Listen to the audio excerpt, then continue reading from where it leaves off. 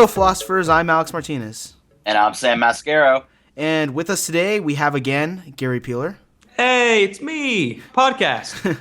Hey, Gary, how you doing today? I'm pretty good. How about you guys? That's great. So Andy. Welcome to the third episode of Film Philosophy with myself, Alex, and Sam and Gary. Today, we're going to be talking about a few things. Sam, you want to start us off here? Absolutely, Alex. Yep. So today, guys, we're going to be talking about film sequels. Do we believe that there should be certain films that have a sequel? Which films maybe do you think shouldn't have had a sequel? And also, we're going to get in depth with a new trailer that just came out that Gary wanted to talk about. Fault in Our Stars by John Green. We're going to talk about that real quick, and then we'll go into the sequels. So why don't you talk about that, Gary? So for people who don't know, The Fault in Our Stars is written by John Green. He does a lot on YouTube. He's part of the Vlogbrothers. He does crash courses. Was he in Mental Floss as well? He's also an award-winning author, and he wrote this book, The Fault in Our Stars. And it's gotten made to a film adaptation. It's coming out June 6th, I believe. And the trailer came out a few days ago, and I am absolutely head over heels just ready to see it, because the book itself, it was just so amazing. I probably cried like 4 or 5 times, and going into it, I just thought, it was going to be a generic love story, but it was so quick-witted and funny, and like at one moment I'd be laughing, and then in the next chapter there'd be just a bombshell where I'd just be in tears. Well, I won't say in tears. I teared up, and then there's just one part where I just started tears falling down my face. But it's just an amazing book, and I'm so excited to see the film this summer. Absolutely, yeah, I love John Green, so I definitely want to be able to see this. Philosophers, before we got on this, we were just talking about that. John Green also has another book called I think it's Looking for Alaska. It's a really good book as well. I recommend both, just considering how intelligent John Green is, and also his brother Hank Green. If you guys ever have any problems with anything, whether it be chemistry, world history, or U.S. history, definitely go onto their YouTube page and check them out. And so, Alex? I read the book, and when I first read it, I heard it from one of my friends, and heard that it was really good. I have one of these problems with romance novels and just stories like this, to where I don't really get the whole sad portion of it. I don't really get the whole feeling part of it, where they want you to feel all this stuff. And in this book, I felt it. It really is one of those stories where even if you can't relate to the whole overlying story, you can still relate to it.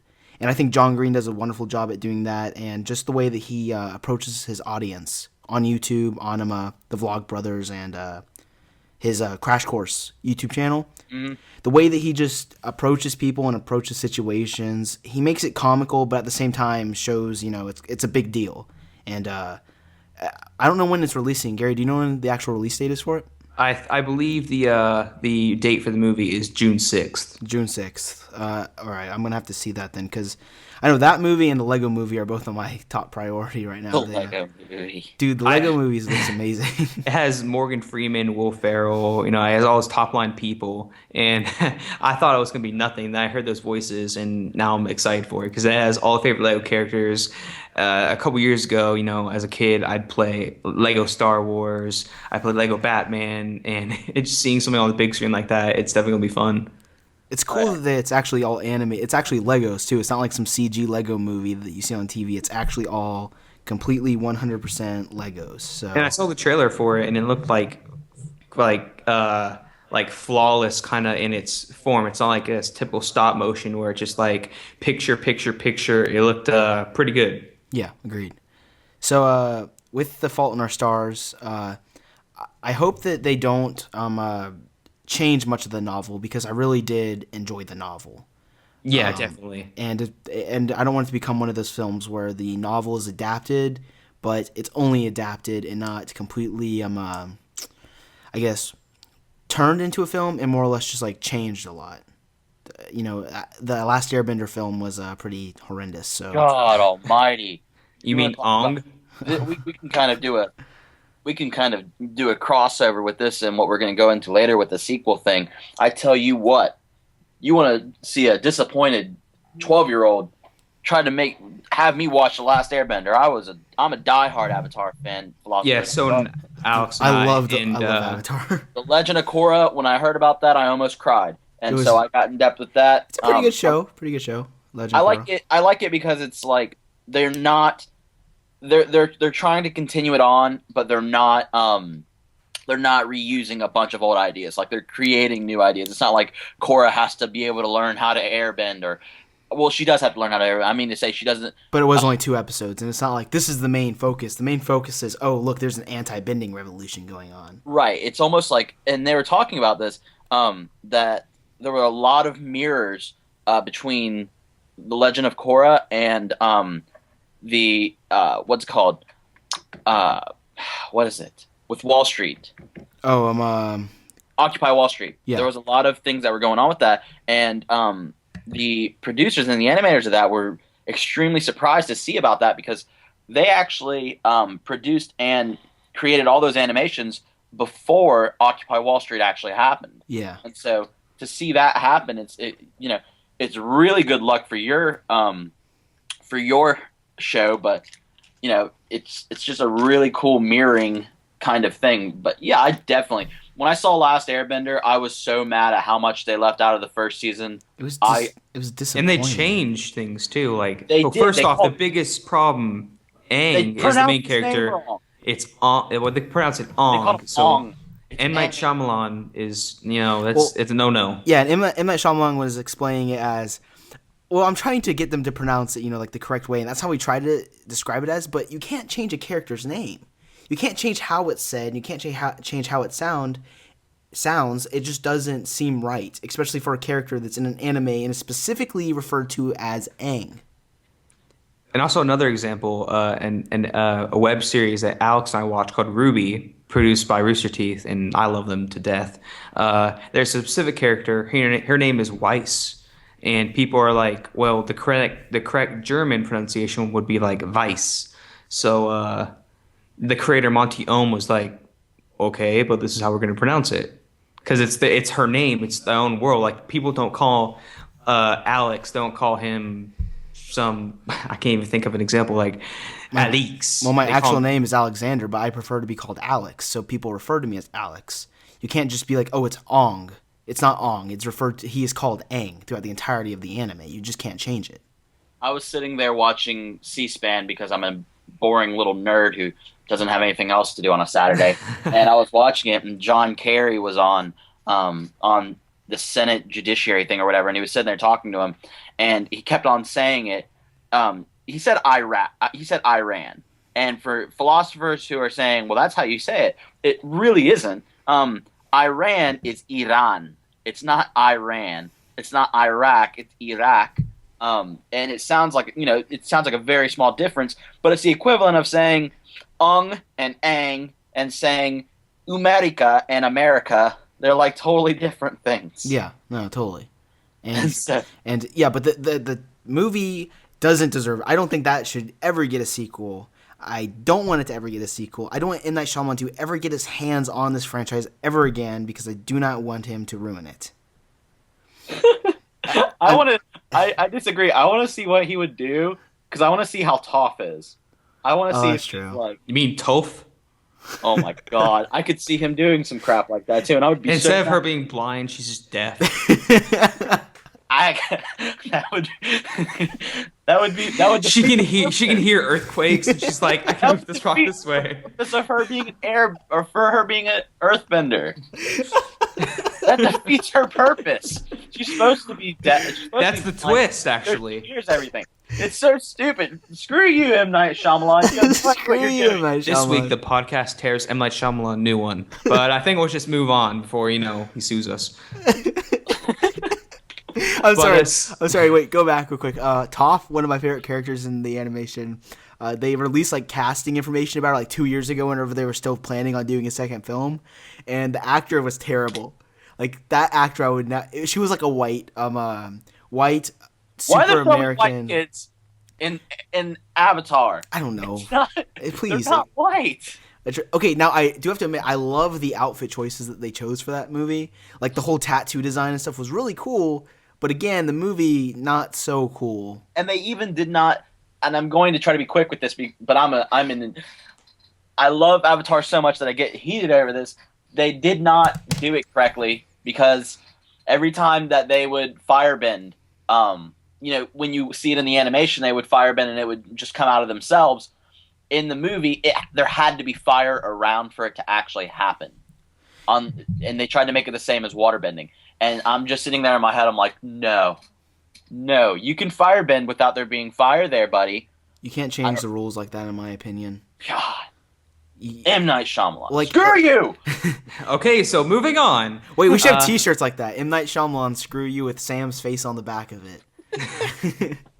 No, but so like with the whole entirety of Avatar and just the movie. I mean, it would be interesting to see what they could do again with that. I was excited when they first announced it, and the funny thing is, I don't know if this has ever happened to you before, but my grandfather, he wanted to go see that movie really bad, and he said it was really good. I wanted to show him the animation. He refused to see the animation.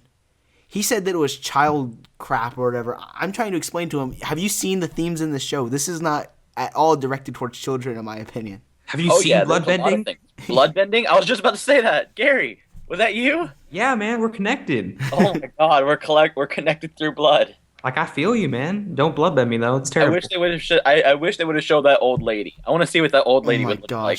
Yeah. She freaked me out. Yeah, I'm like the themes in the show are insane. If you've ever seen the show, you will notice that the themes that they portray in the show are very adult-like. It's the darkest animation that's on Nickelodeon. Yeah, no, extremely. And I'm surprised Nickelodeon even allowed it, and kudos to Nickelodeon for even allowing it, because I mean, I think it really helped them a lot with their ratings and such. Absolutely. So speaking of movie sequels that we don't want to see, I feel like we should also talk about movies that I felt satisfied with the ending, like Toy Story 3. Like, I don't want to spoil it, but the ending satisfied me. It was a good conclusion to the series. And then Tom Hanks, he kind of hinted at they're making Toy Story 4, but Disney, they haven't said anything. But I honestly don't want to see Toy Story 4. I don't either. I don't either. The third movie, in my opinion, really did close it off just perfectly, and it left me thinking, this is the end of our characters. Now, I know on Disney Channel they actually did shorts. Yeah, I saw a short for. I'm okay with that for like holidays and stuff. Yeah, I'm okay with that. That's fine. They have the same thing for that, for like they have a Shrek Christmas or something like that, and that's fine. Now, if they did like one of those, like those little films they show before movies. Yeah, like a Disney short. Yeah, if they did like one of those shorts before a movie, like was it Blue Umbrella's one of them, and Paper. Paper was awesome. Paper was pretty good.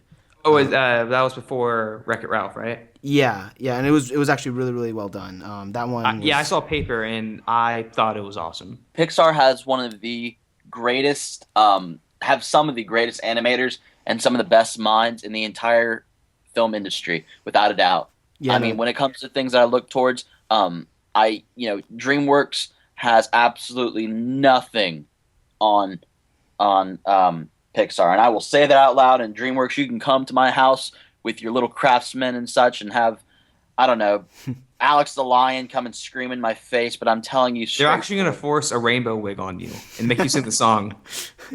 Afro Circus and such. Afro Circus. Don't even get this started in my head. I must say that I'm looking at the more political side of it. I feel like DreamWorks really good at making money, while Pixar is really good at making fans, memories, and then money lastly. Yeah, definitely. Disney Animation, like before they had the deal with Pixar they have now, like Disney Animation, like Tarzan, I love Tarzan. Like the soundtrack for that, the Phil Collins, You'll Be in My Heart, it's probably one of like the best sound. That won an Oscar for best song in a film when it came out. And just like Disney Animation, Pixar in general, are probably the top animators and filmmakers like in that animation category by far. For those of you who follow Pixar and follow animated films in general, Pixar was taken on by the gods of God in technology, Mr. Steve Jobs. And Steve Jobs was pretty much he kind of was their mentor when it comes to the business side of that kind of sense. He bought it from George Lucas, and he he was doing it for a little while, and it wasn't really doing too great. They started distributing with Disney. They did Toy Story, and that worked out. And then eventually, they sold it to Disney for a couple $1 billion. Steve Jobs, till his dying day, was on the board for Walt Disney, and also John Lasseter, who's the president of Pixar Studios, is still to this day a managing. He's like the president of Pixar animation area, and he's also president of like I don't know, it's something stupid like Imagination or something. But they've completely shooken it up. Very recently with Frozen. If you guys have seen that, that's one of the best animated films in a while I've seen. Well, like one of my opinions, I know something that I think is pretty interesting is the fact that I'm two movies that I think that have been fairly well off with the whole Disney aspect and Pixar itself. Incredibles, I want a sequel to. Incredibles is amazing. I love Incredibles. I want to see them get older and see Jack just be like a rebellious teenager. That'd be pretty sweet. I know that I'm a Wreck-It Ralph. I don't want to see a sequel to Wreck-It Ralph. Yeah, I agree to that. Hey, one second, Sam. Hey, Gary, I think your mic's off, bud. Or something's wrong with your mic. Oh, it was muted. Sorry. It's okay. There you go. Now talk. Now talk. Am I good? Yeah, you're good. All right. Cut that out, Dylan. Oh, shush. Hashtag inside joke. Anyways, continue. You talking on me? Yeah, you can go. You can go, Sam. You can keep talking. Oh, I was just saying I agree with you on that one. Yeah, Wreck-It Ralph ended just great, and I feel like Disney really got on the ball on that one. Yeah, I mean, we said it that other time that Disney's really been, taking steps to try to become a monopoly and I don't even know everything, I guess you could say. But they are truly they're not that bad when it comes to sequels. I mean, I can tell you that straightforward. Monsters University, I thought that was a good sequel. Pretty solid movie. Well, Monsters University was a prequel, actually. Oh, I'm still waiting for Gary. Monsters Come on, Inc. Gary. sequel. You gotta be that guy. It's been like 12 years. Come on. Actually, good sir, it's a prequel. Can't wait till Finding Dory. That's going to be Finding interesting Dory. because that will actually be the official, here's a movie that was made so long ago. I mean, Toy Story really did kind of, because that was the first movie with a sequel, wasn't it, by Pixar? I think that was the first film that actually had a sequel to it. Yes, Toy Story was. Toy Story is also the first fully CGI animated movie there was ever. Pretty interesting stuff there. I mean, they really did change a lot of things. I'm a Pixar fan, guys. When I get older, I'm telling you, if you find me on the streets, I'll have the little lamp from Pixar tattooed somewhere. I promise you. That's actually not a bad idea. You know what? Well, fanboy. I know that I saw in IKEA there was a lamp like that. It was like a modeled lamp after the Pixar lamp, and it looked really cool. It was like $20 something. I was so tempted to buy it, I didn't though, which is kind of sad. But yeah. So Wreck-It Ralph, I don't think needs a sequel. That movie was really good, by the way. Beautifully written. I think the same person who wrote that, she wrote Frozen. So they're making some good money off of that lady. You go so first, Sam. Go ahead, Gary. Oh, I was gonna move on and ask what movies need a sequel. Like that, like definitely like the story, like story wise. Incredibles 2. Avatar, not The Last Airbender. Avatar, James Cameron. That's coming out, I think, soon. I know it is, but they said 2015, and I haven't seen that movie. That movie came out in 2000. What was it? 2010. Yeah. I can't be waiting 5 years, James Cameron. I know you can go underwater in your little submarine and go down to God knows how deep, but you need to not take another 10 years. Wait a minute! Holy crap! That was 4 years ago. That movie came out. That was further than that. That's got to be longer than 4 years because it feels like a century. Here, I'll research. You guys vamp. I'll research. I remember watching it in 6th grade. So that was, gosh, that was 6th grade. What year was 6th grade, Alex? For us, that was 4 years ago. Yeah. Yeah, 4 years. You guys vamp for a minute. I'm gonna look up this information about Avatar. I really did like Avatar. I mean, I think that the visual work, that was one of the very first legit, like, good 3D movies I've ever seen. They really changed it for me.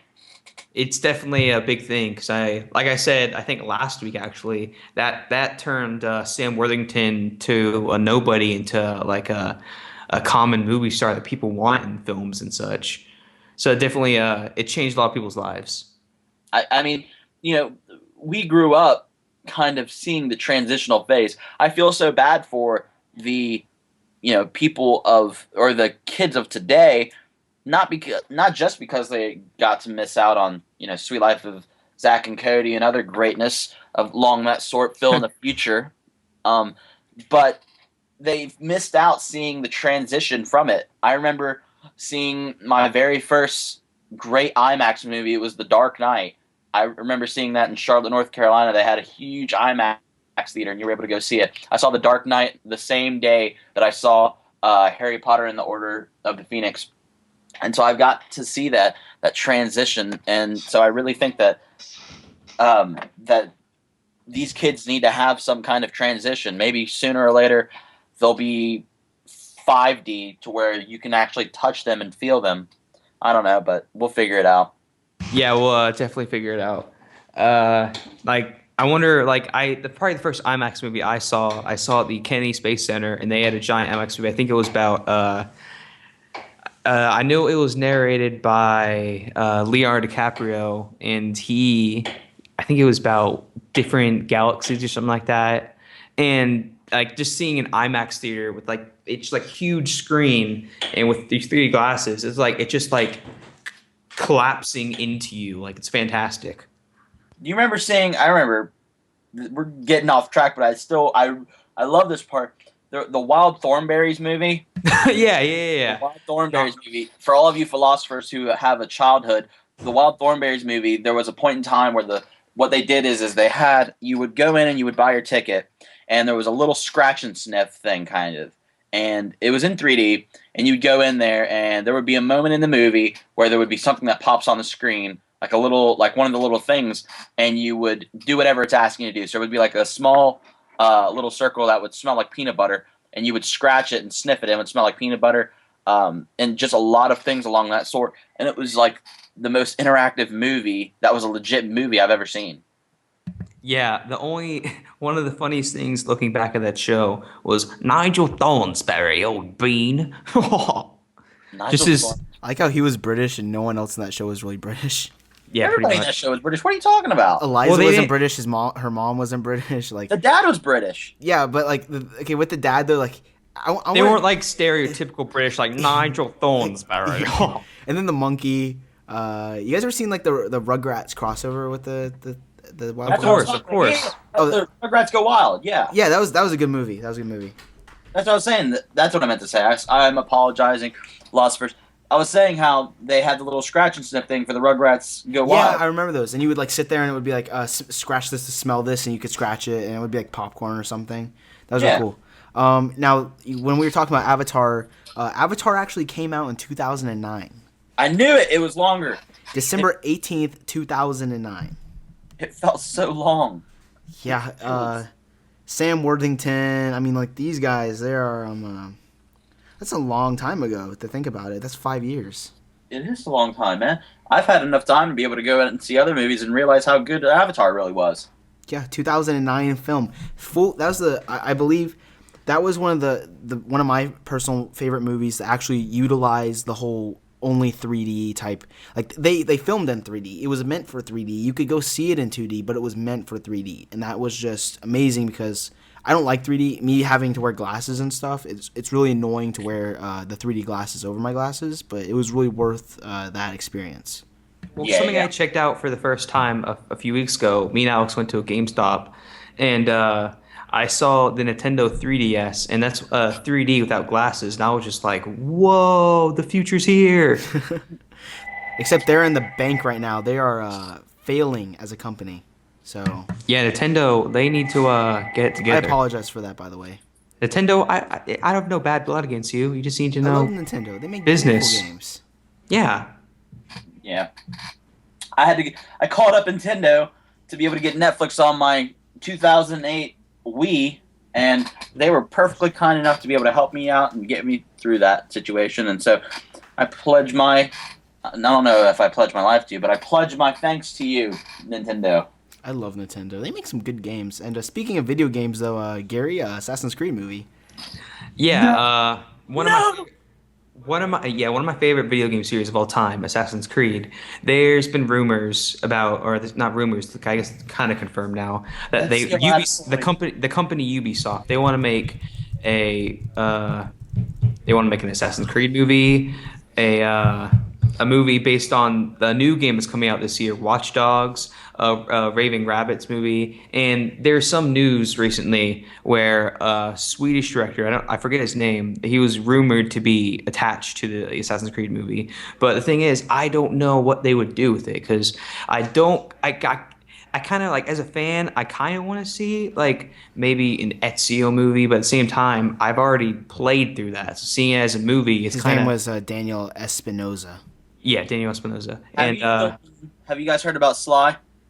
A Sly Cooper movie. Yes, I heard yeah, I about saw that. the art style and I was a little iffy on that. If they screw that up, I'm going to be so mad. It's going to be insane. Yeah, I mean, I agree with Gary though. With the whole video game movie type thing, it's like you can't, in my opinion, you can't tell the same story again because we played as those characters. We have more of a personal connection with those characters than we would if you were to play as or see them in a movie. You know what I mean? Yeah, like video games are an interactive experience. So going downgrading from being able to control that character and play as that character from just watching him, it's kind of just confusing a little bit. Yeah, and it's like it's weird to actually. I mean, like what he was saying, and I don't want to see an Ezio movie. I don't want to see a Connor movie. I want to see a completely new character that I could relate to only in that film universe, and not have Maybe to play as him. like in same for the video games, maybe a modern day Assassin's Creed, but we've seen very, very, very small amounts of modern day assassins They in should do Assassin's what they Creed. should do is they should do some kind of thing to where maybe they do it around a time period where the assassins are about to overthrow the government because the government is ran by the Templars, and they're the guys who are behind Occupy Wall Street. And they go on the huge rant, and then they do also they're a part of the Tea Party, and they do some stuff. I don't know, but I think that if we can be able to try to mix something along that sorts, I would be pretty happy. I would wear my hood, and I would get like a stick and put it under my wrist and put it That'd as a be hidden great. blade. Alex actually, for my birthday last year, he got me a hidden blade from Assassin's Creed 4, Edward Kenway, and I was absolutely in love with it, and I still am. I'm just looking for, I just need a costume, and then, if I become blonde overnight, I can cosplay. uh, the one thing I love about those games too is the fact that they make it so cinematic. Ubisoft with their cinematic universe of this gorgeous game that takes you back in time and kind of twists a few things around, but still gives you. In fact, Gary, we both use information from the game for our tests in world history. Yeah, That's my history class, there was a question about Constantinople, and like one was like the most significant ruler of Constantinople, and in Assassin's Creed Revelations, the last game with Ezio, you are in Constantinople and you meet it's Solomon the Magnificent, and I just shot my hand up, I got the answer right, and I felt so proud that video games helped me in school. Video games do teach you something, kids. And in eighth grade, that's when Assassin's Creed 3 came out, and that's set during the American Revolution. So with U.S. history, yeah, I don't want to talk about it. U.S. history, I was like, oh, Boston Tea Party, psh, that's easy.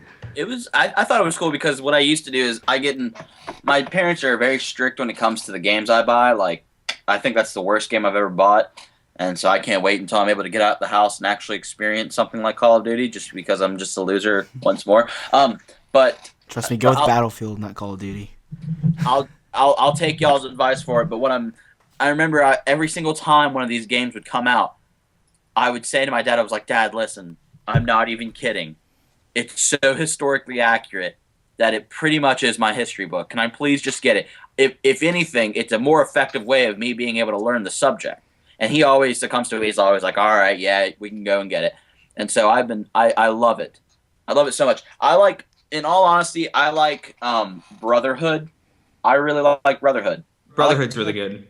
I like Brotherhood, and I like Revelations a little bit more because with Revelations you're able to get like a group of assassins and have them on hand, and so you're just chilling out and just want to be able to do something. Yeah, Like, you fit definitely in Brotherhood. That was the introduction of recruiting assassins. And one point, if you get enough assassins, you can call an arrow storm, and that basically just annihilates everyone. And in Brotherhood and Revelations, the feeling is so satisfying when people are trying to attack you, and all you do is raise your hand and just make it into a fist, and you see arrows flying at people.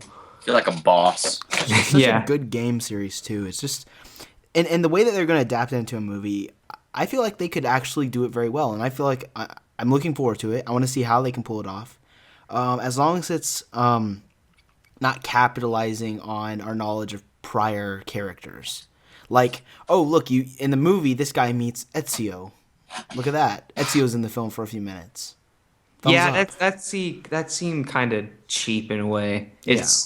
It just seems, like something that's not really right as a fan because I came around in Assassin's Creed 2 and I liked it so much I went and bought the first one the next day, which, was kind of a mistake.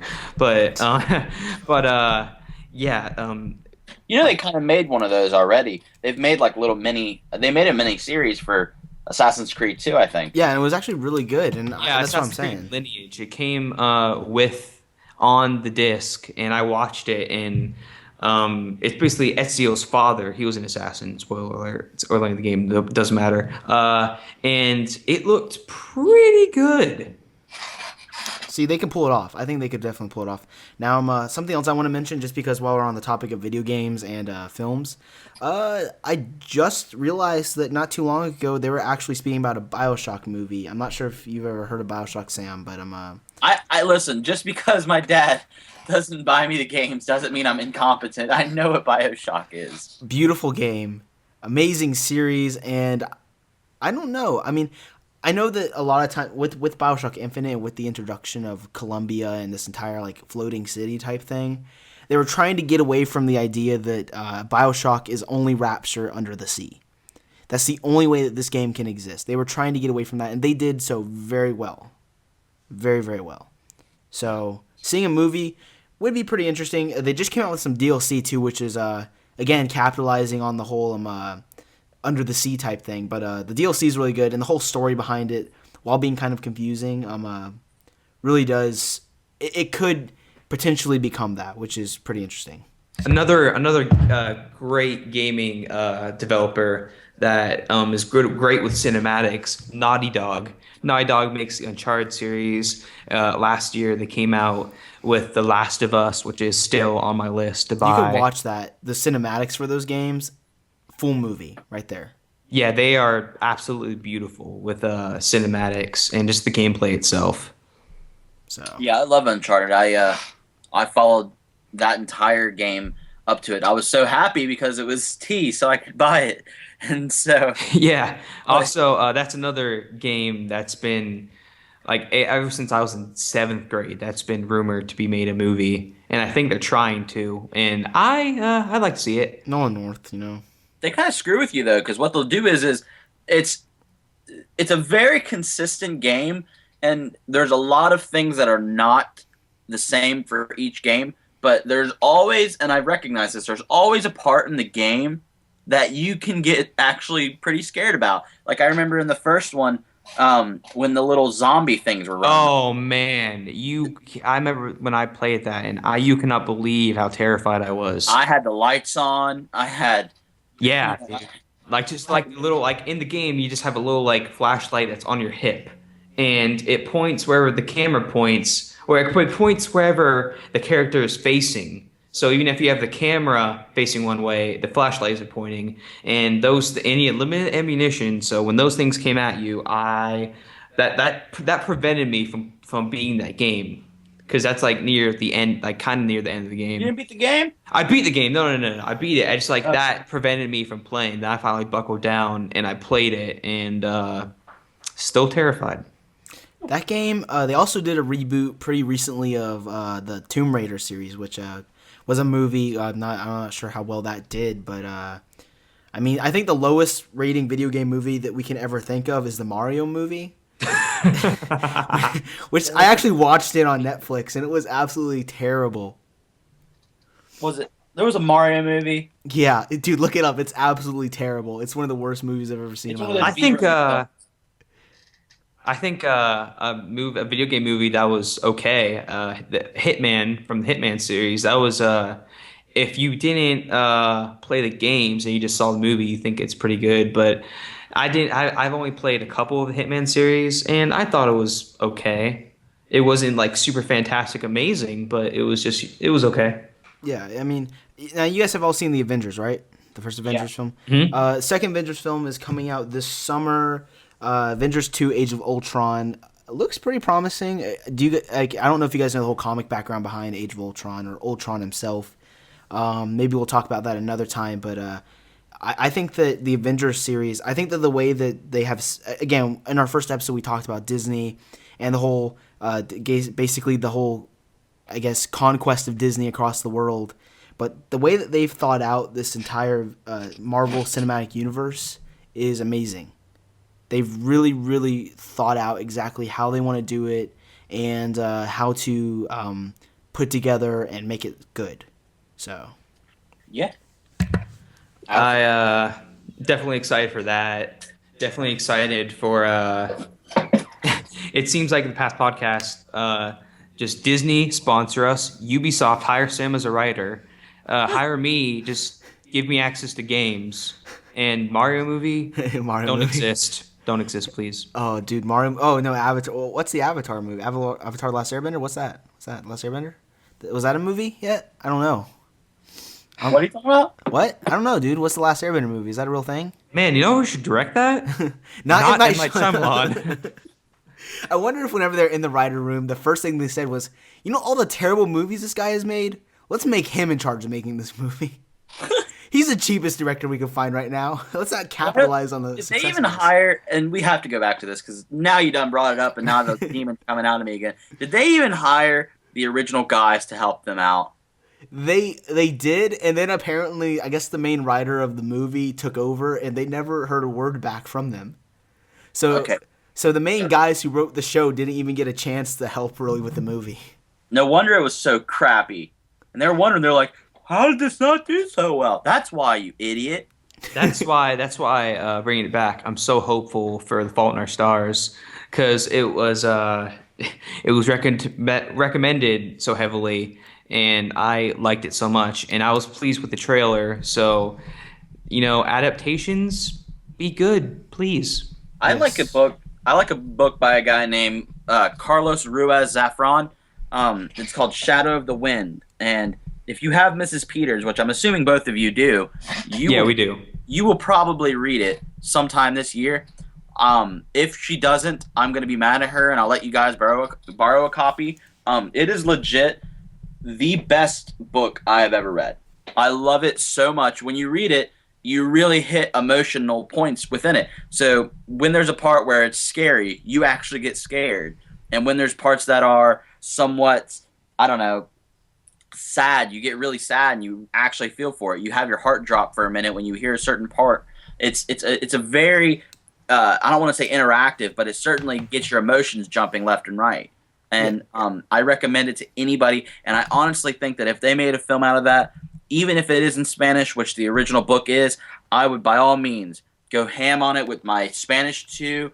If every time they said me gusta, I would know what they meant. But besides that, I'm kind of lost. But we can go with it. Subtitles probably. Subtitles, I'll be. Can we get it subbed? Didn't. We can do the subbing. Me and Alex, Sam. Dude, we could. I think it's dubbed, Gary. I think for voices it's dubbed.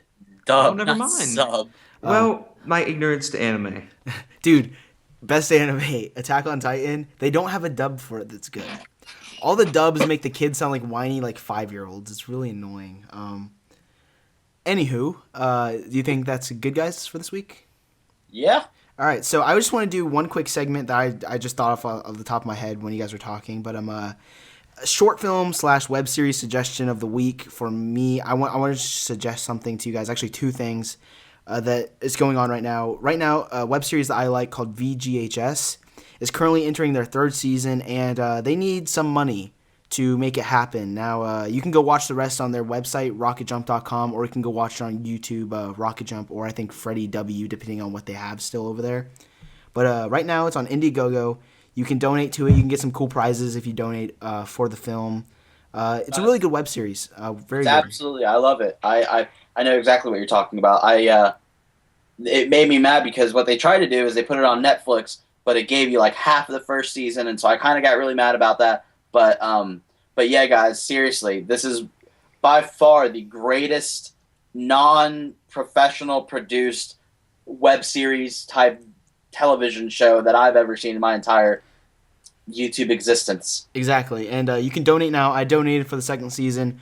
Really good things you guys can get over there. I'm getting my DVD and stuff for second season soon. So do that. And also something that I know Gary watched heavily, the Nuka Break web series. It's a Fallout web series by Wayside Productions. It's from the video game series Fallout, and it's set in the it's set in New Vegas wasteland, Mojave Wasteland, and I think it's pretty good. They had their season 1, season 2. They had an independent short film Red Star. called Red Star, and I think you should all check it out. Yeah, it's pretty good. So thank you for talking with us again today, Gary. Hope we can have you again on here. Great having you on here. You know. Yeah, definitely. I love being on here. And thank you, philosophers, for tuning into this week's episode of Film Philosophy. I'm going to get it right this time. You can follow us on Twitter at philosophy_film, and you can submit questions on our website in the description below. Thank you, Sam, for talking Thank again. you, man. I'm glad to be doing this. So, Absolutely. yeah. So tune in next week for another episode, and see you guys later. Adios.